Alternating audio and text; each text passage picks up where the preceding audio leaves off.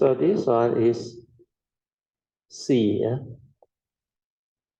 So this is the pure awareness or pure consciousness. So this is the first to come out from your nature. First to come out. Then after that you have this one. Then you have this one. This one will connect to the senses. So this S is the senses, our six sense pieces. So this one will trigger off mundane living. Then this one is the meditative training, the direct seeing. Then this one gives rise to understanding or wisdom. So this U is understanding. When wisdom developed, the Buddha called it yoniso manasika. Then this one is, they call it the true living, or third phase of Dhamma, Pativeda. So this phase of life is the most beautiful.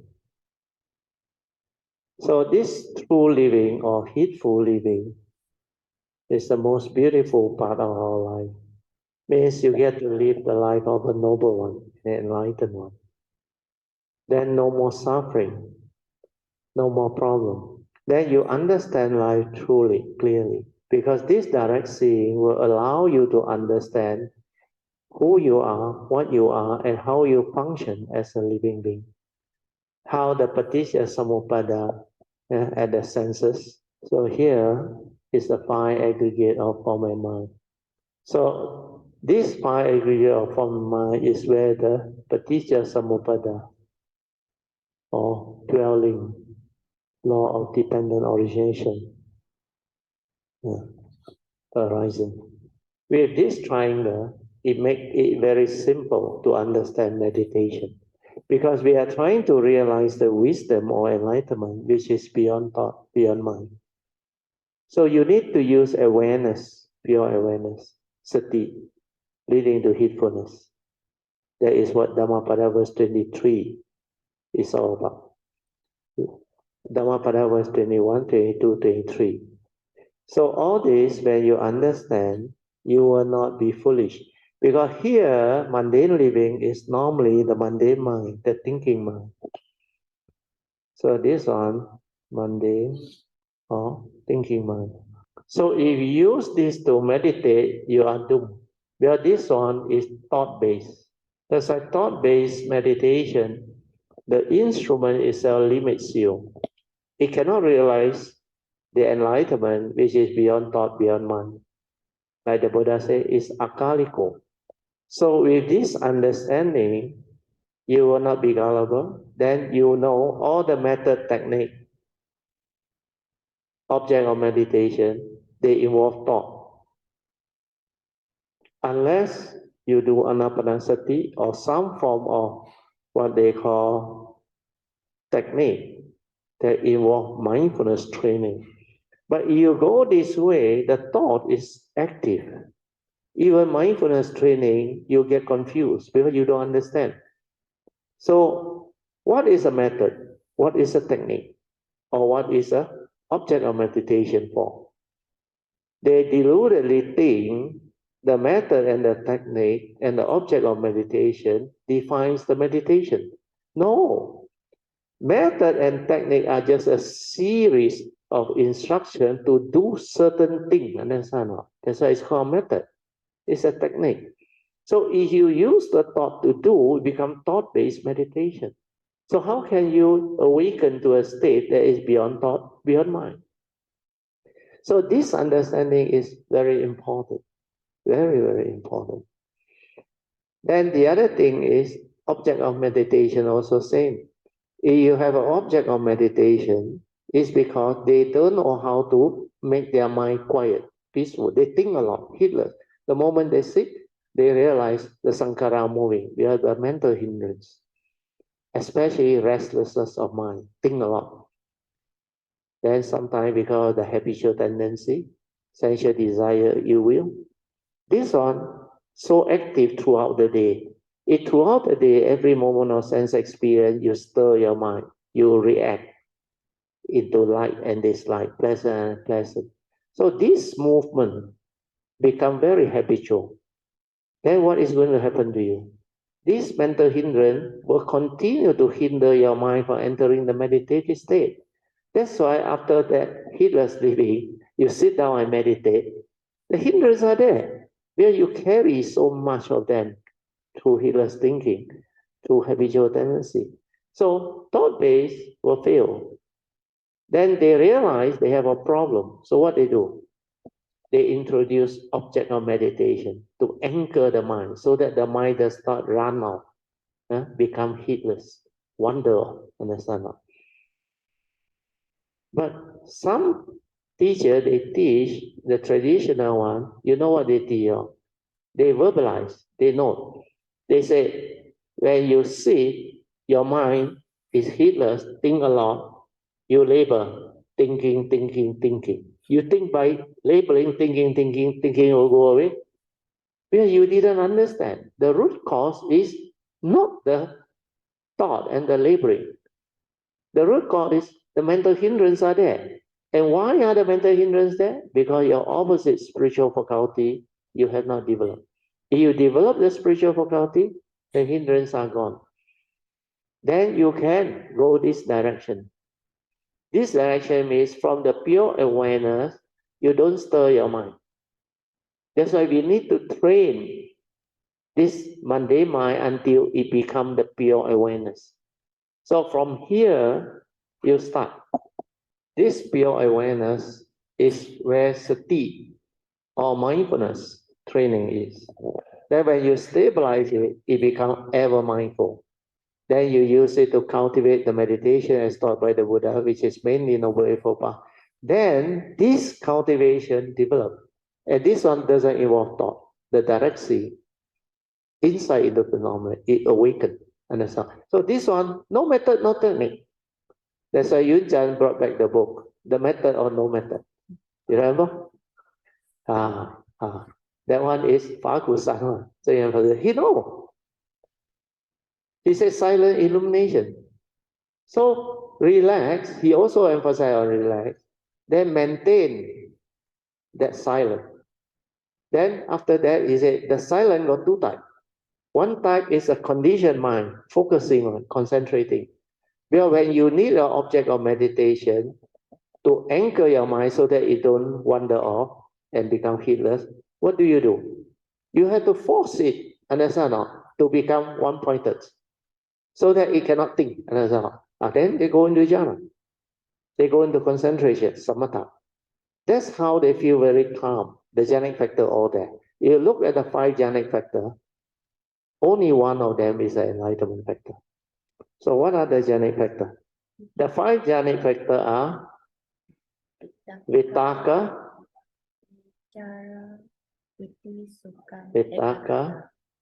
Vichara, Piti, Sukhang, Ekagata. Good. These are Pali words, okay? This one is applied thought. Then this one is sustained thought. You sustain it. Never mind. I have to rub off this one first to come out. Sustained thought. Okay. Then this one is calmness of mind. Understand? When you are mindful and aware, the sankhara are stabilized, then you become calm and peaceful. So they call it spiritual calmness. So piti is an enlightenment factor. Only this one is an enlightenment factor. These two are still thought, understand? So with the object of meditation, they apply their thought. They sustain their thought until it becomes ekagata, one-pointedness. And they think by doing that, they have no thought. But it's not a free mind, it's a conditioned state. That's why it don't have awareness inside, but the energy is very strong. That's why I say thought-based, energy field. They develop jhana, they develop absorption. Then the mind that is in this state, no thought can arise. I told you. First jhana, all these 5 jhanic factors are there. Jhanic factors. All these are there. That's why there is still thought. There is still sustained thought. That's why the mind is not in absorption yet, not in appana. But you go to second jhana, this two is gone. Understand? No? Then no thought. Means thought also cannot arise. So they say this is very good. My mental hindrance gone. That's why they believe concentration, one-pointedness, absorption can bring about enlightenment. Then what they do is at the second jhana, they relinquish these two, so no thought. So they actually experience piti, the spiritual calmness, spiritual joy. So this one can become very, very like very nice and nice. I use the word nice, but not yet blissful. The moment you hit this one sukha is blissfulness. How many of you have experienced piti and sukha? Good. This sukha, you know what is it? It's really blissful, make you really blissful inside that. Sometimes it like, wow, it like tinkle you and say, it's so blissful. And you like to do it. You continue to focus and absorb into it. So what happened is, at the third jhana, this one becomes too gross. So this one also relinquish. Then at the fourth jhana, even sukhang also no more. That's why it's only ekagata, one-pointedness. So when it is at that level, they call it the equanimous mind. So they say the characteristic of the fourth jhana is equanimity. Understand? And really, it's like unwavering, collected. Cannot move on. Last time I went through the continuous mindfulness when I was in the university, right? I told you like a cylinder of energy here. Lightning strike also cannot touch it. It only at the peripheral, liang like that, but no noise. So what is happening is, if you go through one-pointedness or absorption meditation, which is samatha, basically, you are going to go into a state where there is no thought, correct? But it's a conditioned state. Means the mental hindrance all cannot arise. Then you don't know, because you are not tested. Because the mental hindrance has been suppressed. Like the Buddha's analogy, you know, a cup of clear water. It is clear only when the dust, sediment all settle down on the surface. But the moment there is condition, you stir it, what happens? The dust float up again. Then when it's a free mind, they say when they go into daily life, to live life, they cannot. They have problem. They want to run back to the meditation, you call it what? The meditation area or retreat center and all those things. Because they couldn't take all this. Once you cannot maintain all this jhanic state, when you are in the midst of life or you don't meditate so often, then the mind will deteriorate. Then when it deteriorates, you realize all this defilement arise. The mental hindrance arise. Especially so when they get old. Before they get old, no problem. Well, my teacher also told me, Ajahn, he can carry his jhana for 24 hours. At that time young, a lot of energy. But luckily, he did the daily mindfulness. After that, he withdrew to normal awareness, then develop the daily mindfulness. That's why he told me the highest meditation is we choose aware, all action, all movement in the present moment. What is that? That is daily mindfulness. So understanding this is very important. Okay? So hopefully with this drawing, that is clear.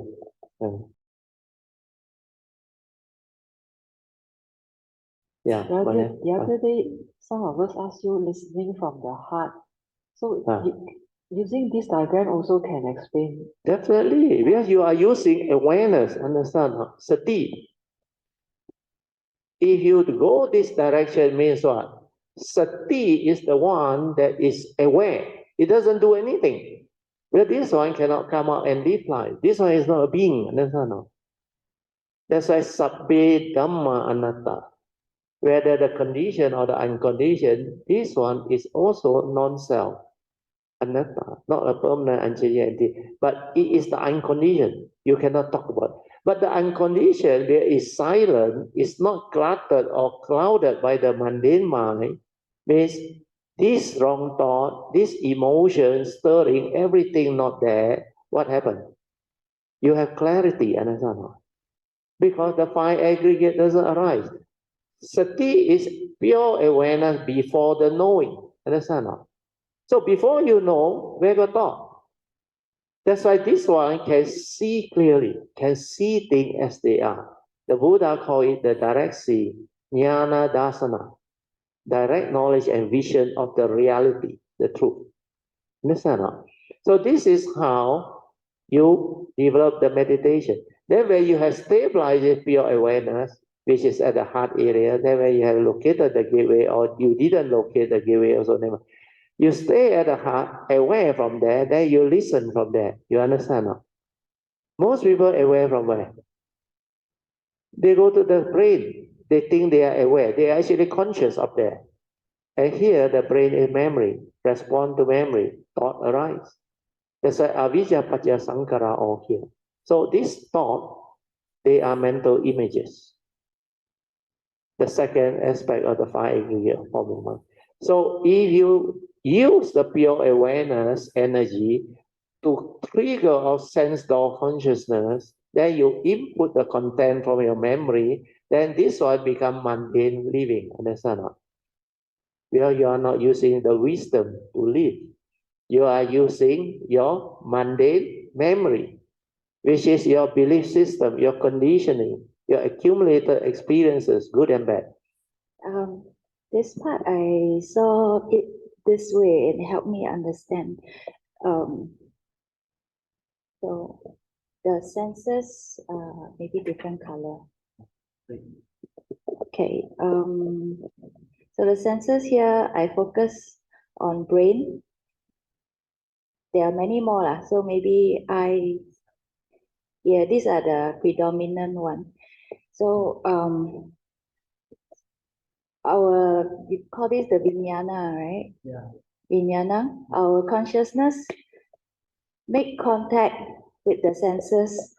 Because the 12 links prompted me to think this way. Make contact with the senses. This typically without wisdom. Yeah. Make contact with the senses. Go to our brain. Get the memory. Get the data from here. Yeah. Use this lens.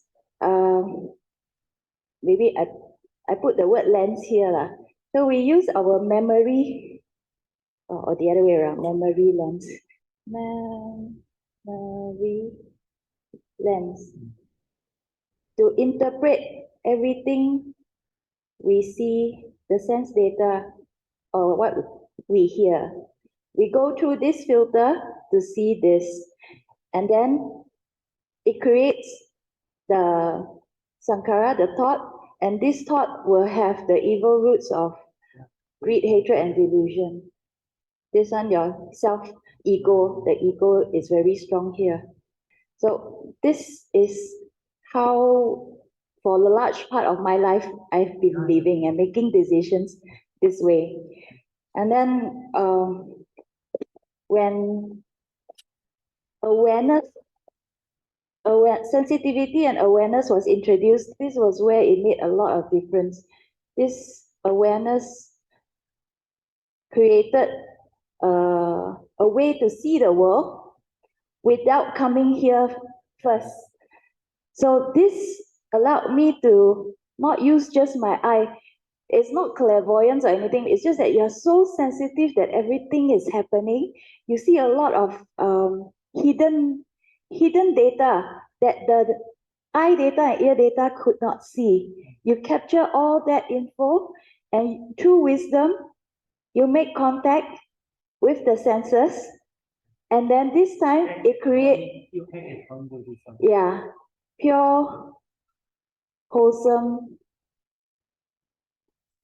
thought. You create the right thought, which leads to right action, right speech. Because wisdom gives you the right view in the first phase, which is very important.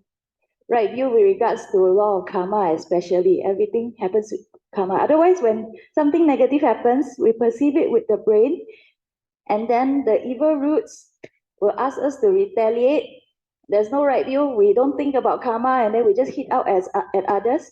This one creates action, speech, and then it goes into our alaya consciousness, which accumulate into our karmic nature and cause rebirth.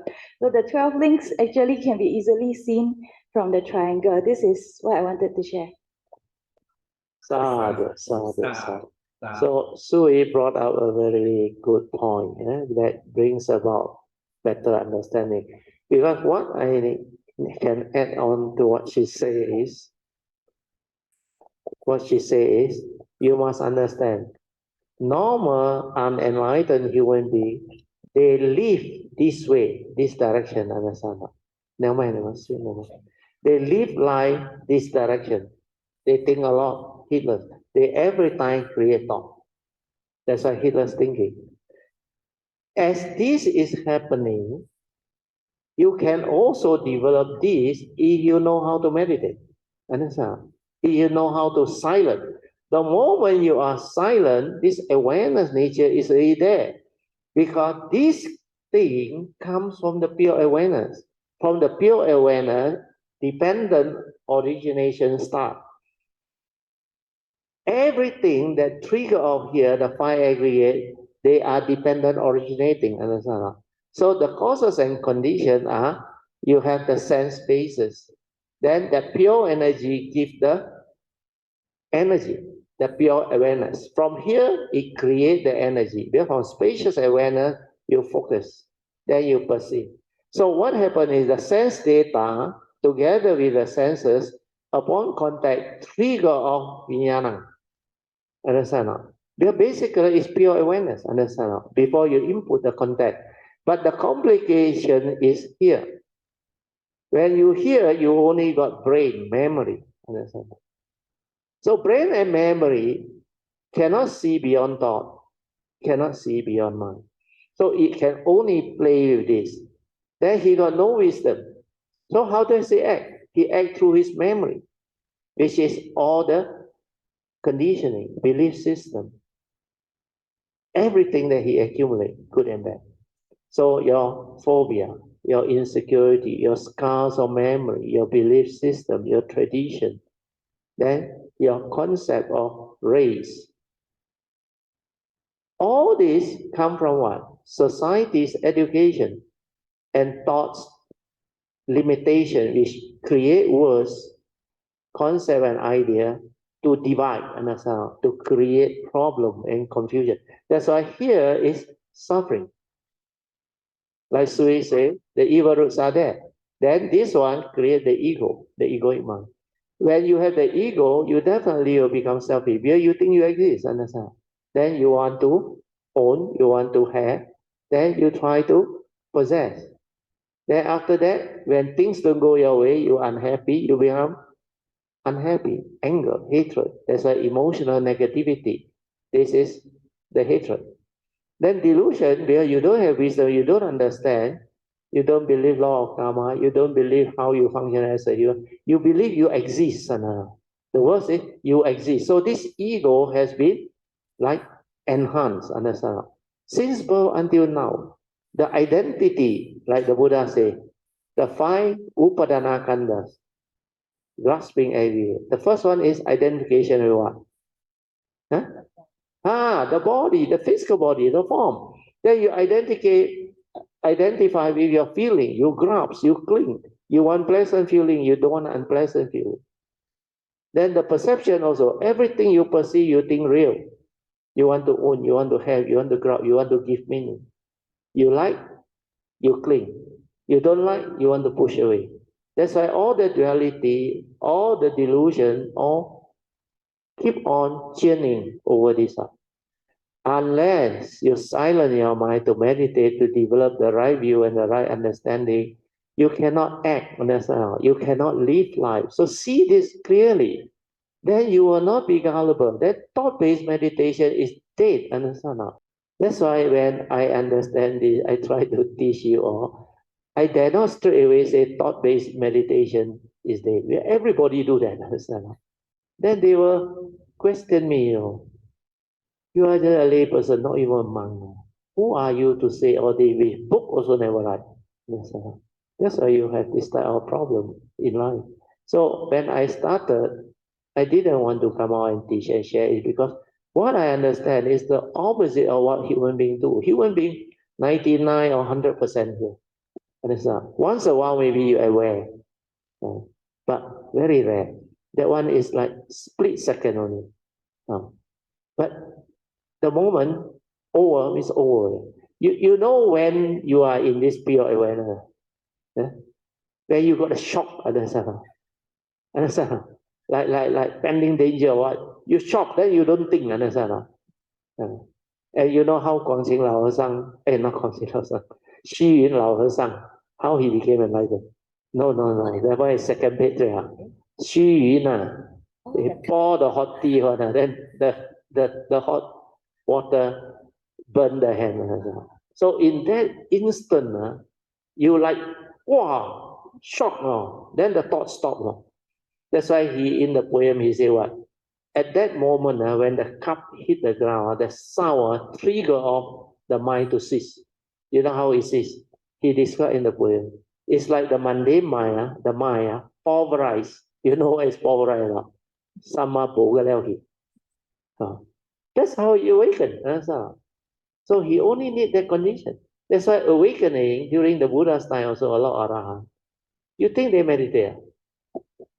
There were a nun pour water before the water reached the end here, enlightened already. Understand? Then the monk who cannot even memorize a stanza, given a white cloth, ask him to clean. The more he cleaned, the more dirty it became. Then he suddenly realized, originally the cloth is pure, like his true mind, the pure mind.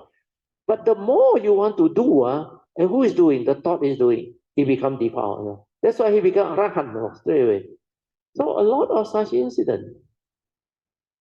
So understanding this is very important. So when you only have one split second, not even a glimpse of, split second, and that is pure awareness now. It's not cessation, no. Cessation, one glimpse, one split second, you can become an arahant.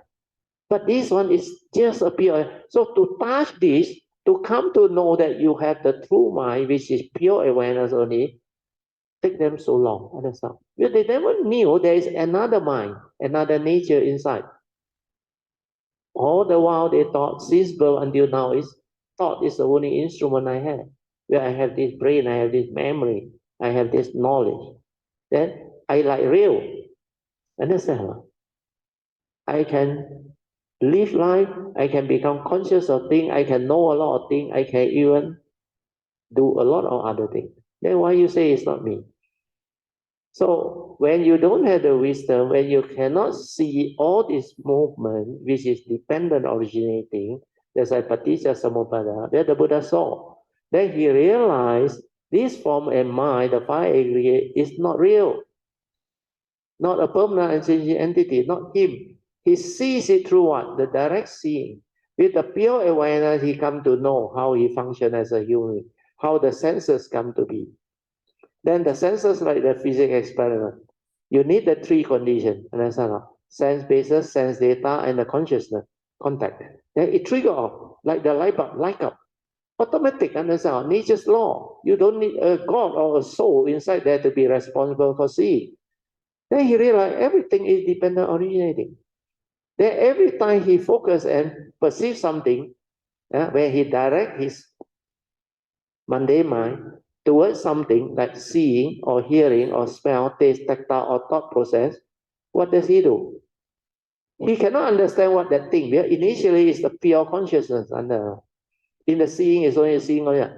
But the memory that he has is so habitual and full of views, opinion, and all this, what they call rubbish inside. So straight away he will go to the brain and try to understand. And then the memory tell you, okay, that one is car, that one is what? Or Buddha Rupang, or my voice. So that perception comes from memory, understand? So that perception that introduce the content inside based on your views, opinion, and conditioning is what? is actually the rubbish. But that content has the evil root, like Sui wrote here. So how can that content develop understanding or wisdom? How can it transcend its own thought? That thought is limited. You focus, you shrink, and you become that thing with the content inside. It's just like I said, bring Chang, you drive your car, you are at the level of the ground, means you only know the content of that thought. And the whole spacious awareness, other thing happening in the world, you don't know. Where you are preoccupied with that thinking. That's why this one is limited. This one creates delusion. Then your like and dislike based on your views appear. Then you keep on sankarasanya, creating your own misery, suffering. That's why when you see all this, then you come to know how you become afflicted, how you get yourself into trouble. Then you realize what the Buddha says is true. Where everything is dependent originating. There is no thinker behind a thought. Why? The thinker never think, understand now? Because the thought comes from memory, understand now? When you go to the memory and try to understand, that memory tell you, understand? That's why thought is respond to memory. So the content all from memory trigger of content and become the thought. It's not a thinker who think, understand now? Without memory, the thought cannot arise. When you are mindful, aware, you see all this. That's why the Buddha's problem solved, because he said the five aggregate of form and mind is not me, the human being. Then no more problem with old age, sickness, and death. Understand now? Nothing died. His nature never died. That's why he awakened.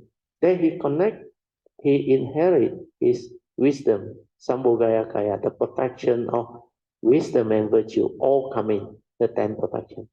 That's why he animate into a Dhammakaya, the Buddha that teaches the Dhamma. Okay? So when the understanding develop, then you look at this now, you start to laugh. Understand? How come so easy to understand, so clear, I cannot see? Well, nobody taught you. Nobody showed this to you. Well, this type of understanding very rare. Very rare. You don't believe me, you go outside and find. Like the Buddha said, it is because of sakkayaditthi that condition the living beings to grasp at the five aggregate of form and mind that make it the grasping aggregate that I call dukkha. So the main culprit is sakkayaditthi. And so it conditions you to grasp, to cling. So this wrong view is the cause. So the Buddha said, without the Dhamma, which is the wisdom, the yoniso manasikara, you sure forever stuck in samsara. And most of the time, living being calm, they develop the ego and they become selfish. They have greed, hatred, and delusion.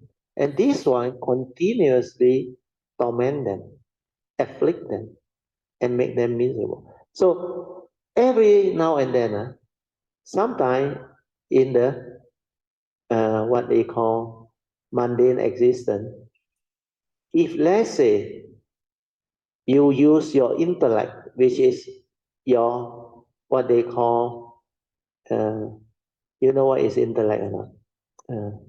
What is the other word? Your knowledge. Yeah? You use your knowledge. In our society, you can become successful. Correct or not? Through knowledge, you study hard, you went to university, you got a PhD or master degree or a successful graduate. My time, graduate enough. Now, graduate very common. Like roadside everywhere.